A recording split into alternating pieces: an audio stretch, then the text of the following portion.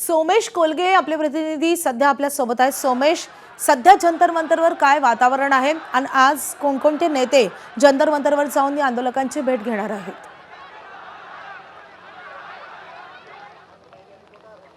माधवी, आता आपण पाहू शकतो की जंतर मंतरवर पावसात आंदोलन सुरू आहे। जर इथे आपण पाहिलं तर या पावसामध्ये सुद्धा आंदोलक काही जंतर मंतरवर पोहोचलेले आहेत आणि आज सकाळपासूनच आंदोलकांनी जंतर मंतरवर गर्दी केलेली आहे।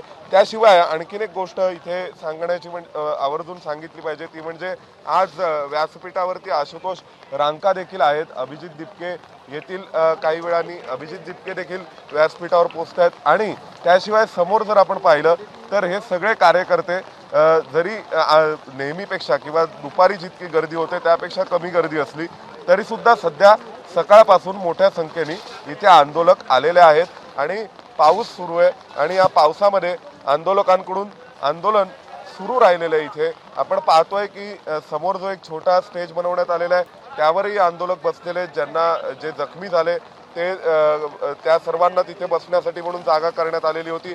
आज दिवसभरामध्ये इथे राजू शेट्टी, त्याशिवाय महादेव जानकर आणि विशेष म्हणजे जे मराठा आरक्षणातील नेते होते मनोज जरांगे पाटील, ते सुद्धा महाराष्ट्रातून इथे पोहोचत आहेत आणि या आंदोलकांची भेट घेणार आहेत। मनोज जरांगे पाटील असतील, त्यानंतर मग राजू शेट्टी असतील, महादेव जानकर असतील, हे सगळेच जण आज सकाळी इथे पोहोचतील। काल रात्री इथे उद्धव ठाकरे येऊन गेलेले आहेत, यांची भेट घेऊन गेलेत। विशेष म्हणजे आज मेदांता हॉस्पिटलला सोनम वांगचुक आहेत, त्यामुळे सोनम वांगचुक हे खाजगी रुग्णालयात आहेत आणि या खाजगी रुग्णालयामध्ये त्यांच्यावर उपचार सुरू आहेत। त्यामुळे खाजगी रुग्णालयामध्ये उपचार घेणाऱ्या वांगचुक यांना डिस्चार्ज मिळून ते सुद्धा इथे पोहोचतात का हे पण पाहावं लागेल।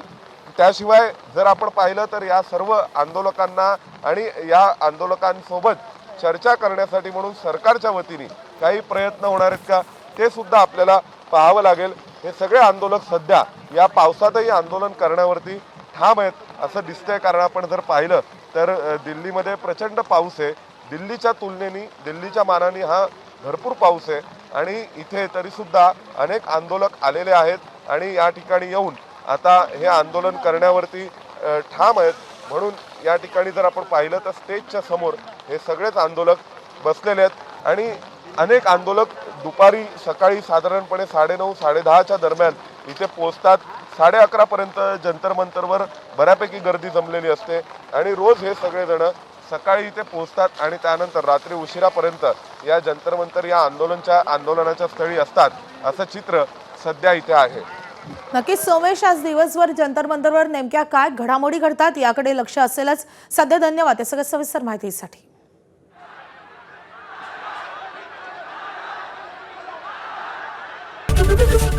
एबीपी माझा, उघडा डोळे बघा नीट।